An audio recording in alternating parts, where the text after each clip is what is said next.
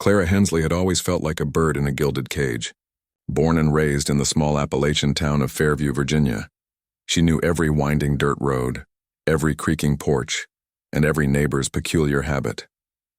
Life here moved at the pace of the seasons, slow and predictable.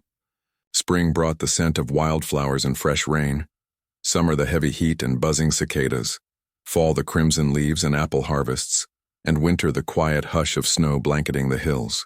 To some, this rhythm was comforting. To Clara, it felt confining. She had grown up in a house that was too tidy, with walls lined with books she rarely read, and a garden her mother meticulously tended. Her father, a retired school teacher, encouraged curiosity but warned her constantly to think like a woman, act like a lady, and marry a man who keeps his word. It was good advice, he said, but to Clara it felt like a set of invisible chains she had never asked to wear. By the age of 24, Clara had earned a reputation in Fairview as bright, independent, and some whispered unsettled. She worked at the local library, a modest brick building that smelled perpetually of dust and cedarwood polish. She loved the smell, the quiet, the orderly rows of books that promised worlds far larger than the one she lived in. But when the workday ended, she would wander into the woods behind her home, letting the silence and the trees speak to her in ways no human could. The mountains were her sanctuary, a place where the weight of expectation lifted, and her imagination could run wild. Despite her independence, Clara felt the tug of loneliness more acutely with each passing year. Many of her friends were settling down, marrying and starting families. Their lives, full of babies' laughter and church socials, seemed cozy and complete, but Clara couldn't summon the same desire. She longed for adventure, for mystery, for a love that didn't come packaged in polite conversation or small-town approval. She wanted a life that might scare her, the kind of story she could tell her grandchildren about. Not a series of predictable afternoons in the library or at the local cafe. And yet, despite this longing for something more, Clara remained tied to Fairview. She loved her home, the familiar scent of pine after rain, the way the river shimmered at dawn, and the old wooden bridge near the edge of town where she often sat, dangling her feet over the rushing water. She knew she was meant for something bigger, something wild and unpredictable, but for now, she had to find ways to feel alive within the boundaries of her world. It was on one such morning, standing on the wooden bridge and watching mist curl over the river, that Clara first thought of the man no one wanted, Eli, a mountain man, they said. A hermit, strange, dangerous maybe, or at least difficult. He lived alone, miles into the forest where the trees grew tall and unyielding, and he had no family, no town ties, no interest in their Sunday potlucks or county fairs. Most people avoided him entirely, whispering tales about his supposed rudeness or wild temperament. But to Clara, the very idea of someone so utterly unclaimed by the world was magnetic. In a town where every life felt mapped out and every heart seemingly owned, Eli represented freedom. Not reckless freedom, but the kind that came from knowing yourself, living deliberately, and existing outside the gaze of others. For the first time in years, Clara felt a spark of curiosity that wasn't fueled by books or fantasies. It was real, tangible, and it prickled at the edges of her carefully ordered life.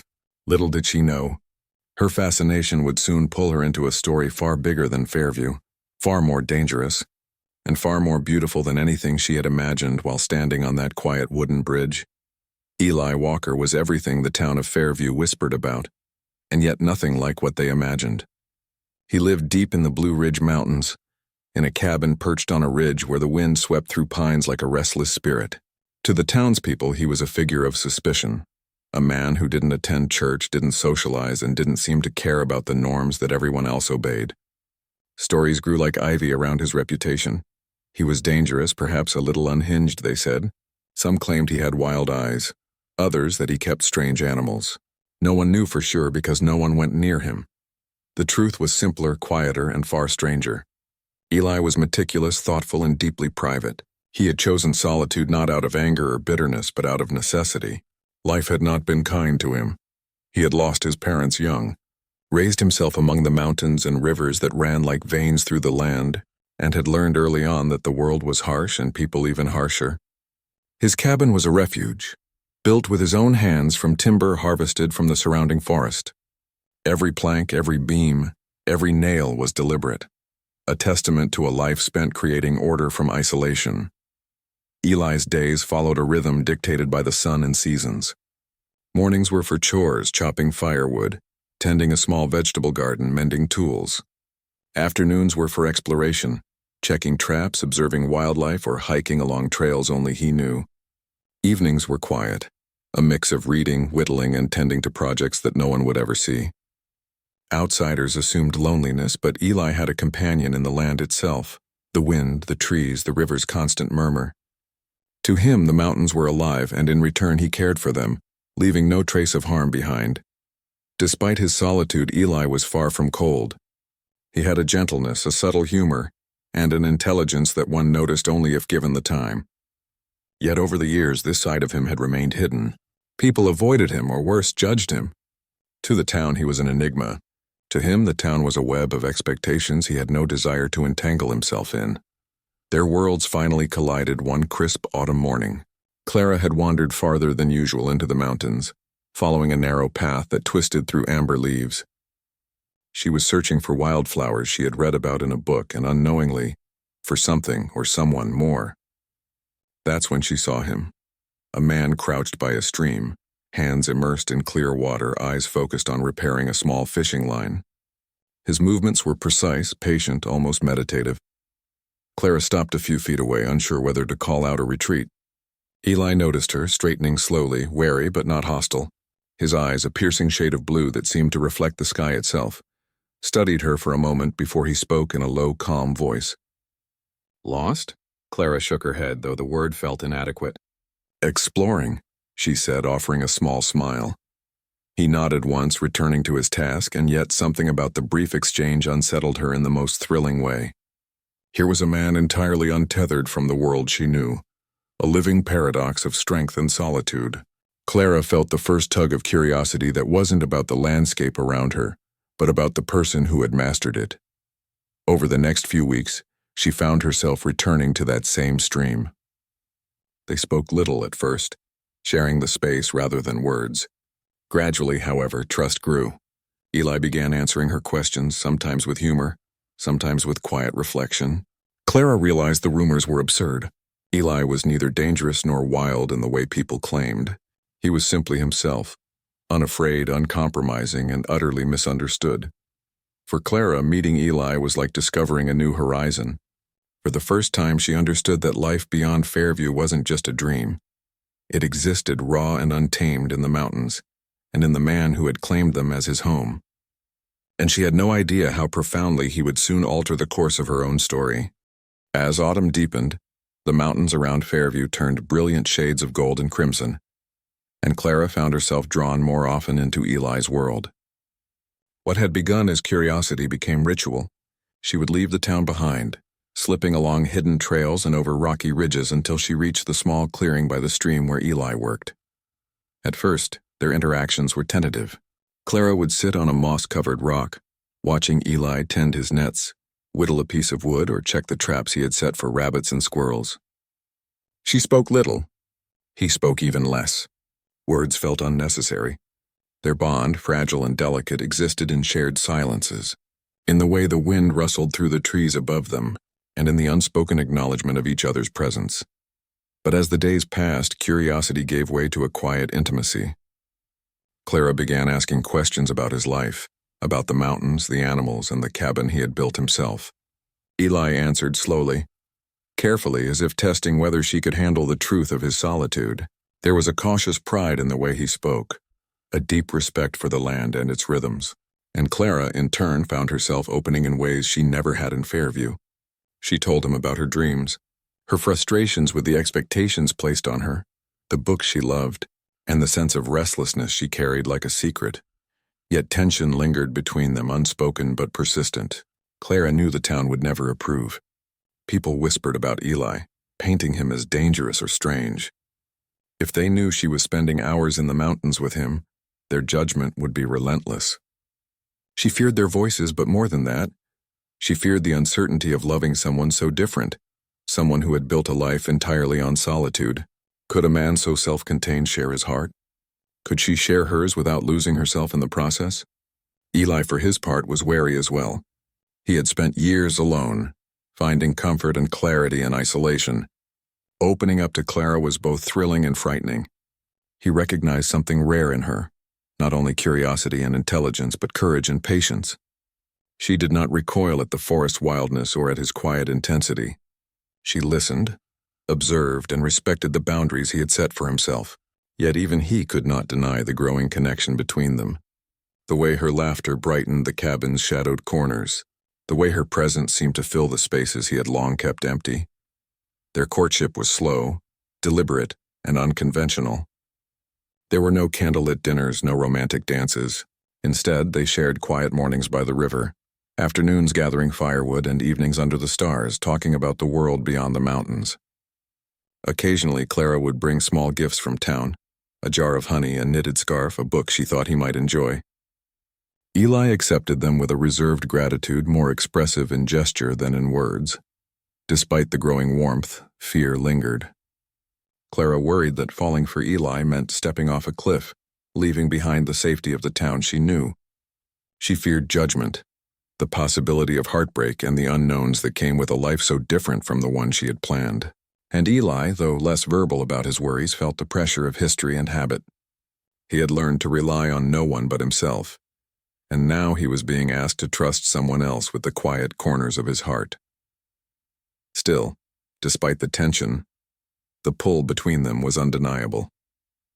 The mountains seemed to acknowledge it, the wind carrying whispers of approval through the pines. In Eli, Clara saw the life she had longed for, untamed, honest, and full of quiet courage. And in Clara, Eli glimpsed a world he had only imagined in fleeting moments of hope and longing. By the time the first snow dusted the peaks, their friendship had grown into something undeniable. Both of them sensed it, a bond that might withstand the judgments of a small town, the harshness of the mountains, and the fears they carried in their own hearts. But neither spoke the words aloud yet. That confession, like a fragile seed, would take time to root in the rugged soil of their shared lives. Winter settled over the Blue Ridge Mountains like a thick, silent blanket. Snow muffled the sounds of the forest and turned the world into a palette of white and silver. Clara found herself visiting Eli less frequently at first. Icy trails and frozen streams made the journey treacherous, but the cold only seemed to intensify the warmth she felt when she finally reached him. Each encounter became a sanctuary from the predictable rhythm of Fairview, a place where life was raw, honest, and shared in its quietest, most intimate form. By now, the bond between Clara and Eli had grown beyond friendship. She could read his moods in the tilt of his shoulders, the angle of his gaze, the way his hands moved over wood or stone. He, in turn, seemed to anticipate her thoughts, offering small acts of care that were far more meaningful than words. A fire stoked before she arrived, a blanket tucked over her shoulders, a mug of hot tea prepared just the way she liked it. Their lives had begun to intertwine naturally, without the fanfare or rituals that governed other people's relationships.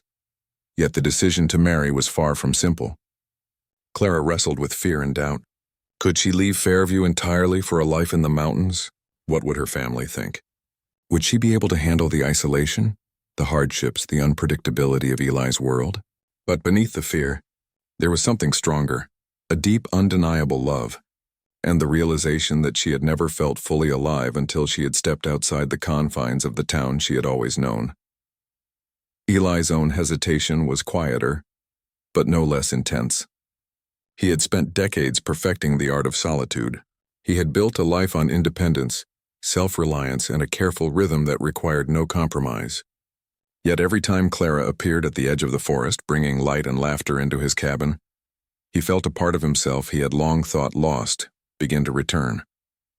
He found himself imagining a life that included her, a future shaped not just by survival, but by connection, care, and love. Their proposal, when it came, was a reflection of their unique bond. It was not a grand gesture in a crowded space, but a quiet moment in Eli's cabin, with snow falling softly outside the window. Clara had arrived carrying a small basket of herbs and dried flowers, the scent mingling with the smoky warmth of the fire.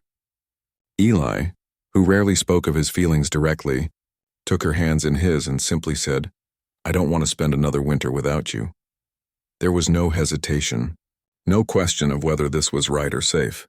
In that moment, the decision was mutual, an acknowledgement that love sometimes demands stepping into the unknown. Word of their engagement spread slowly through Fairview, carried by whispers and cautious glances. Predictably, the town reacted with a mix of skepticism, curiosity, and judgment. Some people expressed concern for Clara, warning her that Eli was wild, unpredictable, and possibly incapable of providing a normal life. Others, jealous or fearful of what they didn't understand, muttered about foolish choices and reckless hearts. But Clara had made her decision. She had chosen a life defined not by convention but by authenticity, and she was ready to face the disapproval with steady resolve. The wedding itself was small, intimate, and entirely their own. Clara wore a simple dress she had sewn herself, and Eli wore his work clothes dusted with sawdust and the faint scent of pine. No choir sang, no preacher lectured. Instead, they exchanged vows in the quiet of the cabin, surrounded by the mountains that had witnessed their journey from curiosity to love. Each word they spoke was deliberate, weighted with sincerity and the unspoken promise of a shared life forged in patience and understanding. By the end of the ceremony, the snow had stopped falling, and sunlight broke through the clouds, casting golden light over the ridge. Clara felt a rush of exhilaration, freedom, love, and the beginning of a life that, despite its hardships, promised adventure, honesty, and an intimacy deeper than anything she had known in Fairview. In Eli, she had found not only a partner but a companion in every sense of the word, and in that moment nothing else mattered. The first weeks of married life in the mountains tested Clara in ways she hadn't fully anticipated. The cabin, though sturdy and welcoming, was small, with rough-hewn walls and a stone fireplace that required constant tending. Running water was limited and every chore demanded physical effort: chopping wood, hauling water from the stream, gathering firewood, tending the modest garden. In Fairview, life had been orderly, predictable, and at times easy. Here, survival was a daily ritual, and Clara quickly realized that the mountains required not just strength, but patience, resilience, and humility. The mornings were the hardest. Clara would wake to the cold biting through the thin blankets and the distant howl of wind through the pines. She stumbled out of bed to start the fire, her fingers stiff and numb. Eli, who seemed perfectly at home in this environment, would move with calm efficiency, stacking wood, stoking flames, and preparing simple meals. He never mocked her struggles, but she felt the quiet weight of her own inexperience. Every task reminded her of how different this life was, how far removed from the libraries, cafes, and social routines of Fairview. Yet, as the days passed, Clara discovered a rhythm in the mountains, a cadence she had never known before. She learned to wake before dawn and appreciate the quiet moments, the sun spilling gold across frost-covered trees, the crisp air carrying the scent of pine, the soft murmur of the river as it cut through the valley below. She learned to work alongside Eli without asking for instructions, to anticipate his movements and to trust her own growing instincts. Even the physical labor, once exhausting, became a source of satisfaction. There was something grounding in creating, maintaining, and caring for a life that demanded attention and respect. The evenings were perhaps the most transformative. After chores were done, they would sit by the fire, sharing stories, reflecting on the day, and planning for the next. Eli taught her to whittle, to recognize animal tracks, to identify edible plants, and to listen to the subtle warnings of the forest. Clara, in return, shared news from Fairview, tales from books she had read, and small bits of humor and observation that made Eli laugh. An unexpected sound that warmed the cabin in ways fire could not. These quiet exchanges became the heart of their marriage, binding them together in a way that required no grand gestures, only mutual respect, attention, and presence. Social adjustment was another challenge. Clara had to reconcile the isolation with the life she had always known. No neighbors dropped by for tea. No festivals or church gatherings punctuated the weeks. The silence could be profound, even oppressive, if she let herself dwell on it. She missed the gossip, the sense of community, the shared rituals of Fairview. Yet over time, she realized the isolation had its own rewards: clarity, peace, and the freedom to explore life and love on her own terms. Despite the challenges, Clara also began to notice subtle beauty in the small details of mountain living. She learned the language of the seasons, How to read the sky, how the smell of the air predicted snow, how the songs of birds shifted as winter gave way to spring. She reveled in the tactile pleasures of her new life, the feel of wood under her hands, the warmth of the fire on her skin, the taste of fresh water from the stream. In the mountains, life was immediate, demanding and unforgiving, but it was also honest and rewarding. Eli, who had once lived a life of quiet solitude, seemed to soften in her presence. Clara saw moments of tenderness she knew the town of Fairview could never imagine. The way he paused to make sure she was warm, the care he took in preparing her meals, the gentle patience when teaching her skills she struggled to master. She realized that this man, once so misunderstood and feared, was a partner in every sense, a man capable of deep love and unwavering dedication, shaped by solitude but enriched by connection. By the end of the first month, Clara understood something essential. The mountains were not just a place she lived, they were a teacher, a mirror and a sanctuary. And in Eli, she had found not only a husband but a companion who could guide her through the wilderness, both outside and within herself. Life was harder than she had imagined, but it was also fuller, richer, and infinitely more real than anything she had known in Fairview. It was a late afternoon in early spring when Clara made the discovery that would change everything. She had been wandering through the small workshop Eli had built next to the cabin, a place she had long admired but rarely explored. The workshop smelled of pine and sawdust, warm and earthy, and sunlight poured through the high windows, illuminating the dust motes that floated lazily in the air. Eli had left for the stream to check traps, leaving her alone with the quiet, the tools, and the hum of her own curiosity. Clara had been tidying the benches when something at the far end of the workshop caught her eye. It was covered by a canvas tarp, the edges frayed and softened from years of use. She hesitated for a moment, a small thrill of anticipation and nervousness prickling at her. Slowly she pulled back the tarp, revealing a finely crafted wooden cradle. Her breath caught. The cradle was unlike anything she had ever seen.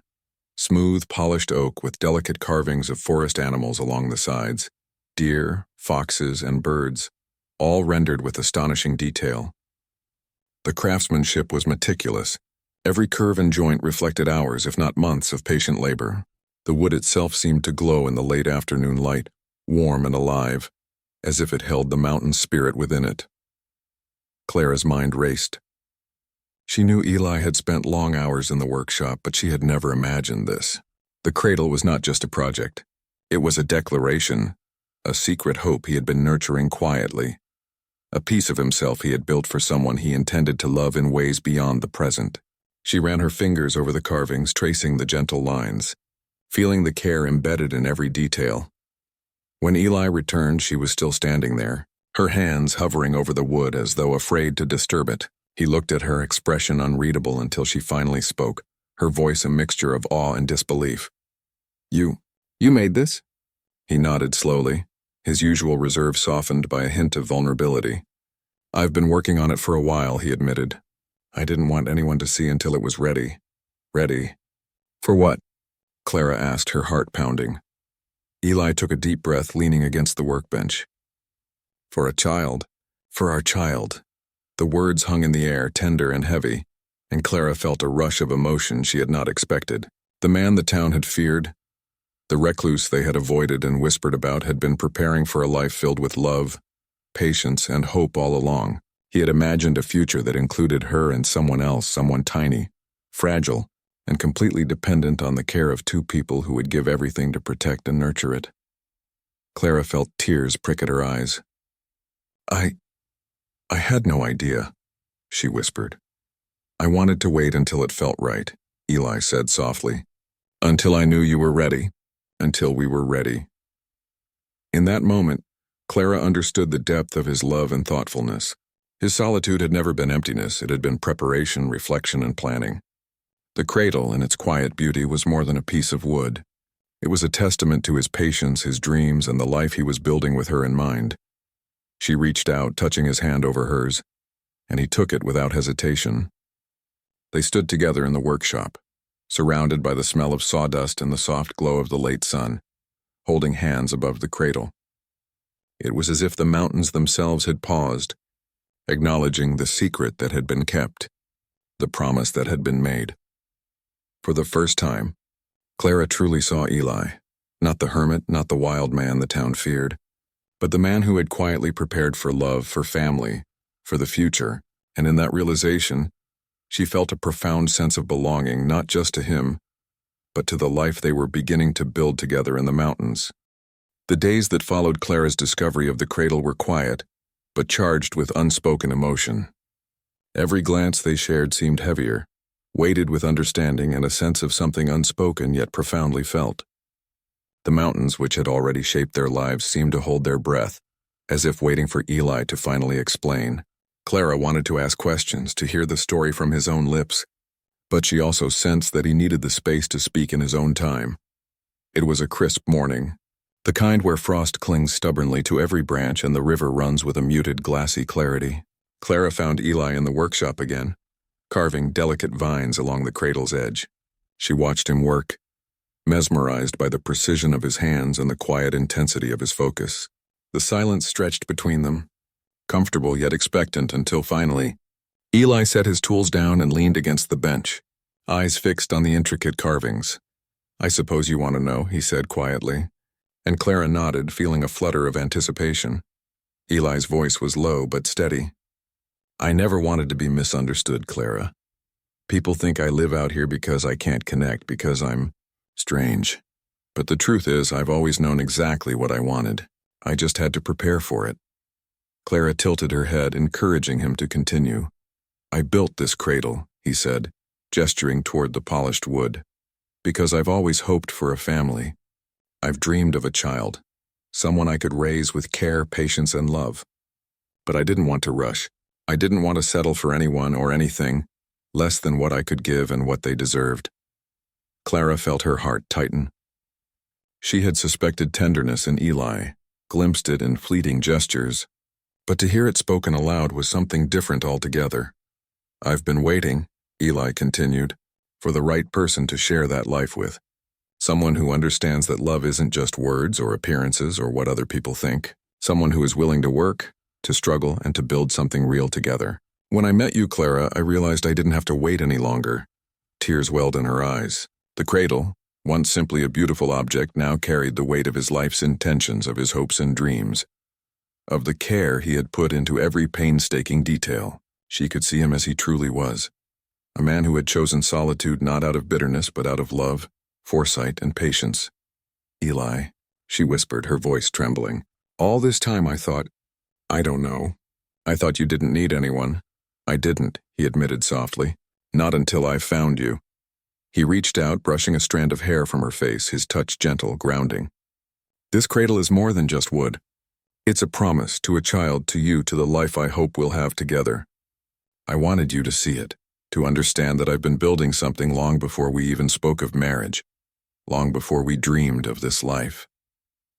Clara leaned into him, resting her forehead against his chest. The warmth of the workshop, the smell of sawdust and pine, and the soft light from the windows created a cocoon of intimacy. In that moment, all doubts, all fears, all the judgments of Fairview seemed to melt away. This was the truth. Eli's heart was open, his intentions pure, and his love profound. They stood together in silence, hands entwined over the cradle, each taking in the enormity of what had been revealed. Clara realized that love, in its deepest form, wasn't always immediate or obvious. Sometimes it was built quietly with patience and care, hidden in plain sight until the moment it was ready to be shared. And as she looked into Eli's steady, honest eyes, Clara felt an overwhelming sense of belonging, not just to him, not just to the mountains, but to the life they were creating together. A life rooted in trust, respect, and the quiet power of love that had been growing long before either of them had fully understood it. The days after Eli revealed the cradle felt different, as though the mountains themselves had shifted slightly in recognition of their truth. Clara moved through the cabin and surrounding forest with a sense of quiet awe. Everything she saw, the frost-dusted pines, the rushing river, the tiny cabin where they built a life, was now imbued with meaning. She realized she had never truly understood the depth of Eli's heart, or the care with which he approached life, until she had glimpsed the cradle and the dream behind it.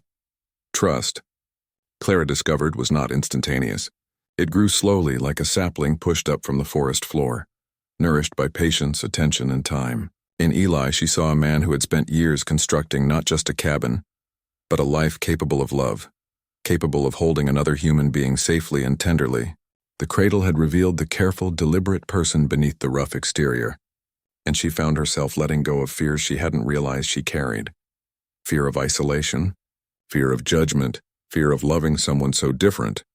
Her days began to shift subtly. She woke earlier, not out of obligation but in rhythm with the mountains. She chopped wood and carried water with a sense of purpose, appreciating each task as a way to participate in the life Eli had built. Where she had once felt inadequate or out of place, she now felt capable and connected. The cabin no longer seemed small or confining. It was a space of shared creation, a home built for a life of care and devotion. Eli noticed the change, though he rarely commented. He allowed her space to grow into this new life, offering guidance only when needed and never belittling her efforts. Slowly, Clara began to trust him in ways that went beyond admiration or affection. She trusted his judgment in survival, his instincts in the forest, his care for her well-being, and most importantly, his capacity to love deeply and consistently. One evening, after a long day of clearing trails and tending the garden, Clara sat by the riverbank, the golden light of sunset reflecting off the water. Eli joined her quietly, handing her a cup of tea without a word. She felt the weight of their shared experiences, the laughter, the mistakes, the challenges overcome, and realized that trust was not just a feeling but an action, demonstrated every day in the way they moved through life together. "Do you ever think about what life might have been like if we hadn't met?" Clara asked softly, watching his reflection ripple in the water. Eli shook his head, smiling faintly. "No, I don't dwell on what might have been. I focus on what is, on what we're building together." She smiled back, feeling warmth flood through her. It was in the mundane, in the repetitive tasks, in the quiet moments by the fire that she understood the depth of his devotion.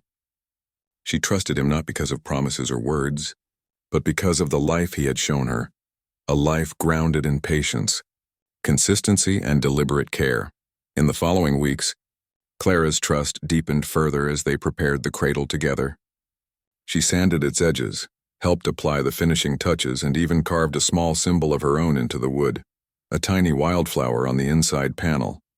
As she worked, Eli watched with pride and gratitude, never taking control, allowing her to shape a part of their shared dream. The cradle became a symbol not just of future parenthood, but of the trust and partnership they had cultivated together, the blending of two lives in a way that was both intimate and enduring. One night, as they sat before the fire, Clara leaned against Eli and whispered, "I've never trusted anyone like this before." Eli's hand brushed hers. "And I've never needed anyone like I need you," he said softly. In that moment, trust was no longer fragile. It had transformed into a quiet, unshakable foundation for their life together. The mountains outside were silent save for the rustling of the pines, and Clara realized that in the solitude she had once feared, she had found connection. In the man the world had misunderstood, she had found safety, love, and the courage to fully open her heart. The cradle was no longer just a secret or a promise. It was the embodiment of everything they were building together, a tangible reminder that trust, once nurtured, could create something enduring and beautiful. Spring had arrived in full force, the mountains alive with color and movement. Snow had melted into rushing streams. Wildflowers painted the forest floor, and the air carried a crisp sweetness that made every breath feel like renewal. Clara stood in the clearing near the cabin, brushing her hands against the petals of blooming dogwood, and felt a sense of belonging she had never experienced in Fairview.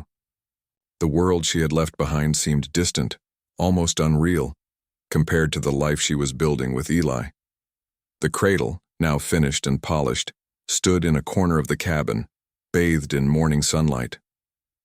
Clara ran her hand over its smooth surface, feeling the carvings of animals and vines beneath her fingertips. Each detail told a story, not just of the child it was meant to hold, but of the love, patience, and dedication Eli had poured into it. It was more than furniture. It was the tangible expression of a life carefully constructed with hope and intention. Eli entered the cabin quietly, carrying a bundle of firewood. He placed it by the hearth and glanced at the cradle, then at Clara. His eyes softened with the familiar warmth she had grown to rely on, the same warmth that had drawn her into the mountains and into his world. "You've done it again," Clara said, her voice light but full of affection. "Even after all this time, you surprise me." Eli smiled, setting down the last log. "I only hope it's enough, that it can hold the life we've imagined."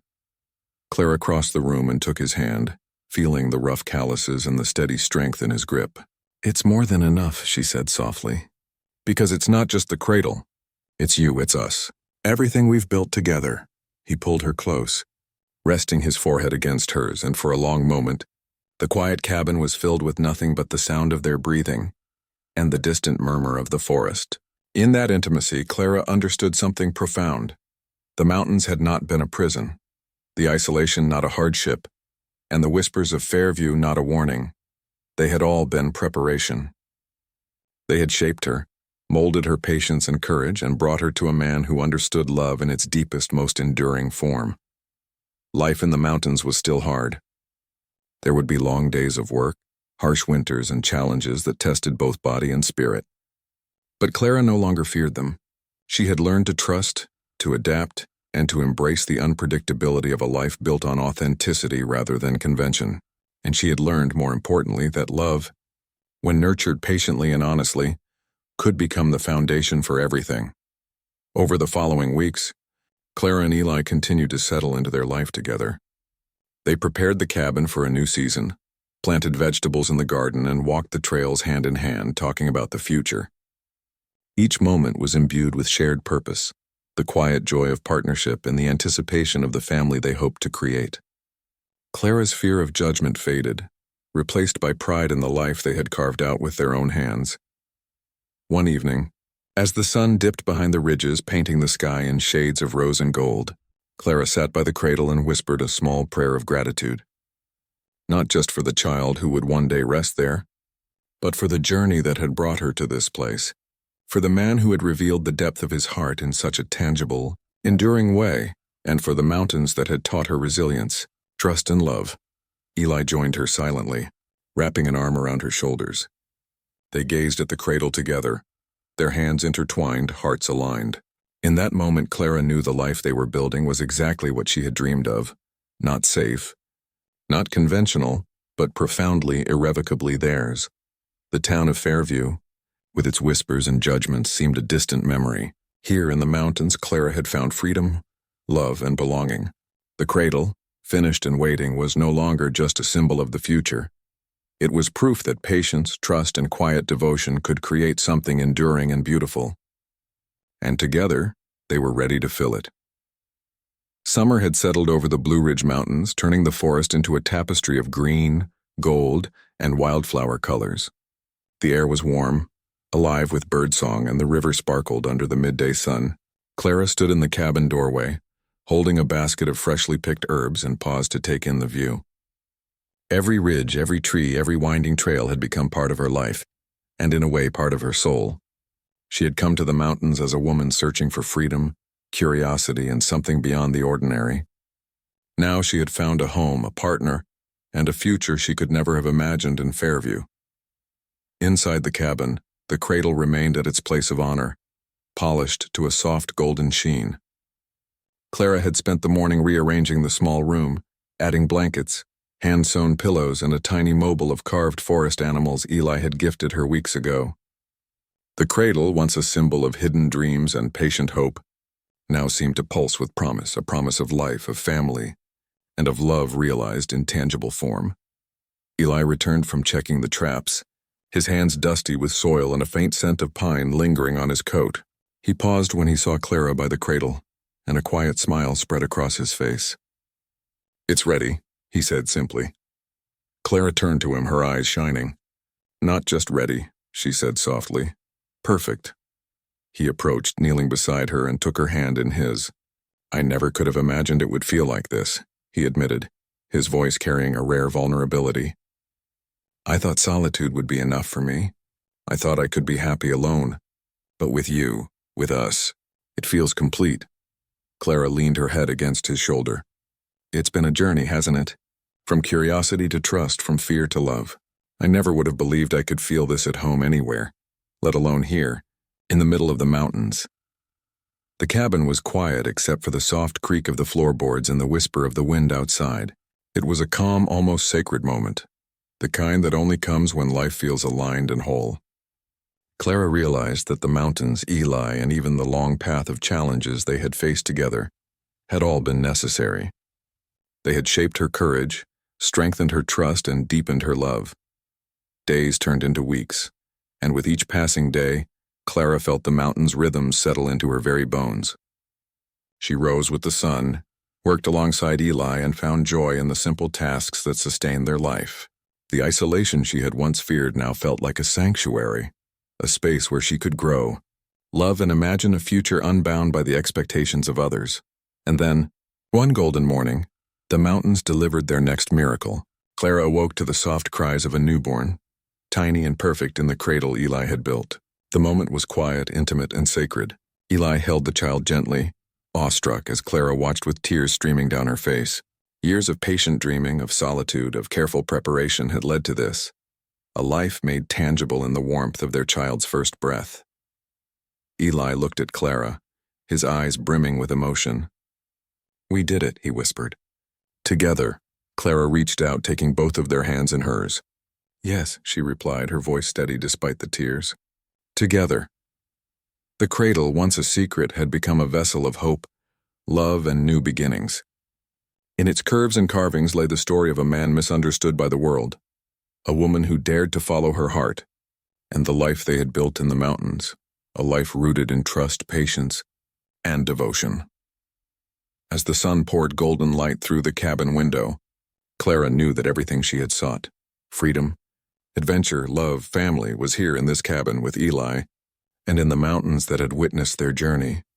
She leaned over the cradle, smiling down at the tiny life nestled within, and whispered, "Welcome to the world, little one. This is home."